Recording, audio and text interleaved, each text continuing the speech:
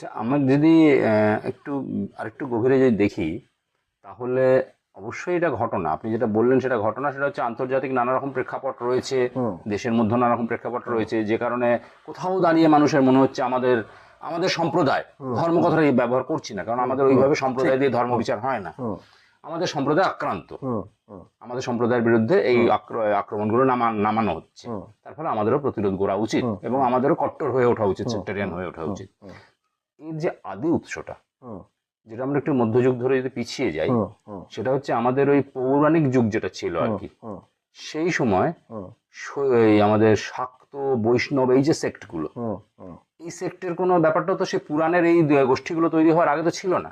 না, নিশ্চয়ই না। বেদ যুগ অবশ্যই ছিল হুম না, হুম রামায়ণ মহাভারত হুম এই পর্ব পর্যন্ত হুম ছিল না। হুম তো এই যে গোষ্ঠীগুলো হলো, এবং তাদের মধ্যে যে আমরা জানি যে বিশেষ করে শাক্ত বৈষ্ণবের তো হুম চুলোচুলি একটা হুম হুম ভীষণ রকম একটা হুম লড়াই ছিল, হ্যাঁ, ঠিক। বিরোধিতা ছিল। হুম তো এই সংকীর্ণ মানসিকতা কি ওখান থেকেই গ্রো করেছে?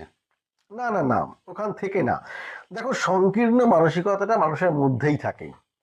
যে সংকীর্ণ মনের মানুষ, সে সামনে যে বিষয় পাক, সে সেই নিয়ে সংকীর্ণতা, দলাদলি, ভেদাভেদ করবেই করবে।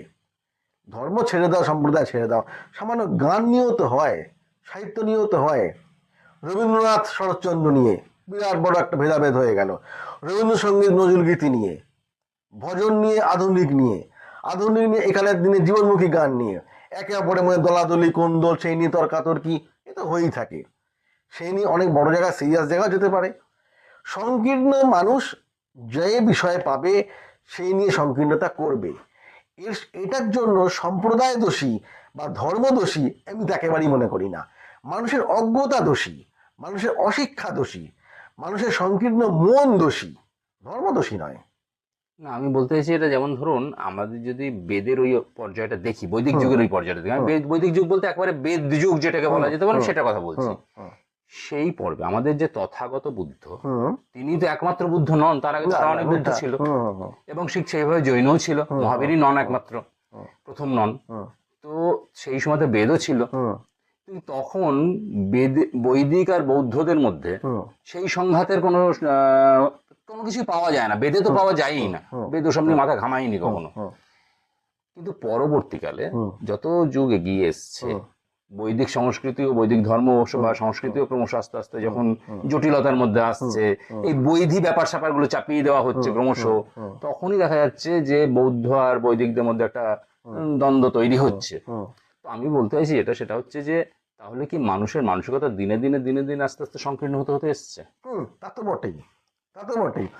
মানুষ যত ধর্মের যে মূল কেন্দ্র, সত্য সাধনা, সত্যের সন্ধান, তার থেকে যত বেশি সরে আসছে, তত সে বেশি ভুলভাল দিকে তার মন চলে যাচ্ছে। ধর্মের মূল কেন্দ্র সত্যের সন্ধান, ঈশ্বর সন্ধান, তার পরিধি, এটা কেন্দ্রের দিক। আর পরিধির দিক কি? বিভিন্ন সংস্কৃতি। এই সংস্কৃতি কিন্তু ভূখণ্ড অনুযায়ী, সমাজ অনুযায়ী বদলে বদলে যাচ্ছে। যত মানুষ সংস্কৃতির দিকে নজর দিচ্ছে, যত বেশি মানুষ সংস্কৃতিকে ধর্ম বলে মনে করছে, তত বেশি এই দেবদেবতা বা বিভিন্ন সম্প্রদায়ের বিভক্তিকরণ, তাদের মধ্যে ভেদাভেদ এবং তাদের মধ্যে আক্রোশ, বিরোধিতা তৈরি হচ্ছে। কারণ সে কেন্দ্রের দিকে যাচ্ছে না, সে যাচ্ছে বিভেদের দিকে। খুবই স্বাভাবিক সেটা। আচ্ছা, আমাদের দেশে মানে ভারতীয় দর্শনে হুম ধর্ম শব্দের উৎপত্তি ধৃ ধাতু থেকে, হুম এটা হুম আমরা যারা একটু চর্চা করি তারা সকলেই জানি। হুম এবার এই ধৃ ধাতু অর্থ ধারণ করা, হুম ধারণার্থ ধর্ম। হুম হুম তো আমাদের বর্তমান ভারতে, হুম যেখান থেকে আলোচনাটা শুরু হয়েছে আর হুম কি, এই যে ধর্মীয় বাতাবরণ, হুম হুম এ আমাদের সমাজে কি ধারণ করছে? ধর্ম বলতে যাকে ধারণ করা বলার কথাটা আজকাল প্রায় শুনি, যে ধর্ম মানে ধারণ করা। কিন্তু কেউ এটা পরিষ্কার বলতে পারে না যে কি ধারণ করছে, কি ধারণ করছে, কাকে ধারণ করছে। কথাটা অস্পষ্ট। যিনি একমাত্র ধর্মের স্বরূপ উপলব্ধি করেছেন, তিনিই জানেন এই ধারণ করা বলতে কি বোঝানো হচ্ছে।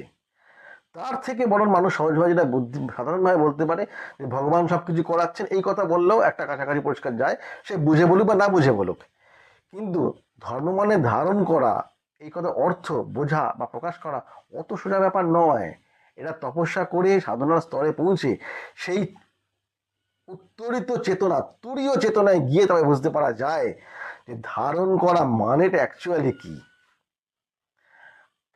আর যেটা প্রশ্ন করছো, যেটা যে কি ধারণ করছি, না না না, যেটা বর্তমানের যে ধর্মের যে স্রোত চলছে, প্রচার চলছে, বা তার যে বাতাবরণ চলছে, এর মধ্যে ধারণ করার কোনো সম্পর্কই নেই। এটা একটা ধর্মীয় আবেগ চলছে। এই আবেগেরও মূল্য আছে, ভীষণ মূল্য আছে। এই আবেগই কখনো কখনো দেশকে পরাধীনতা থেকে স্বাধীনতা নিয়ে এসেছে, শোষণমুক্ত করেছে, বিরাট বড় পরিবর্তন করেছে। যে কোনো আবেগ যা অখণ্ডর দিকে, যা বৃহতের দিকে নিয়ে যায়, তার অবশ্যই মূল্য আছে। যদি এক্ষেত্রে ধর্ম সে কাজটা করে থাকে, মানতেই হবে সে মূল্য আছে, অবশ্যই মূল্য আছে। আজকের এই আবেগ কি বৃহতের দিকে নিয়ে যাচ্ছে নাকি বিচ্ছিন্নতার দিকে নিয়ে যাচ্ছে?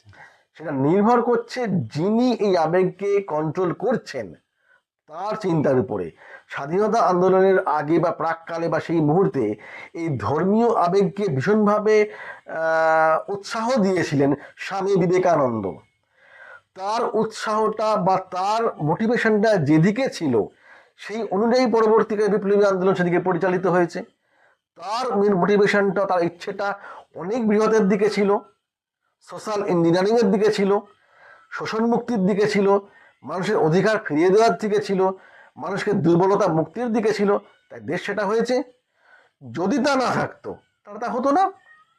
নির্ভর করে ধর্মীয় আবেগকে যিনি কন্ট্রোল করছেন, যারা এটাকে নিয়ে চলছেন, যারা এটাকে তুলছেন, তাদের মানসিকতার উপর নির্ভর করে এই ধর্মীয় আবেগ ভারতবর্ষে ভালো করবে, কল্যাণ করবে, না খারাপের দিকে নিয়ে, না বড়োর দিকে নিয়ে যাবে।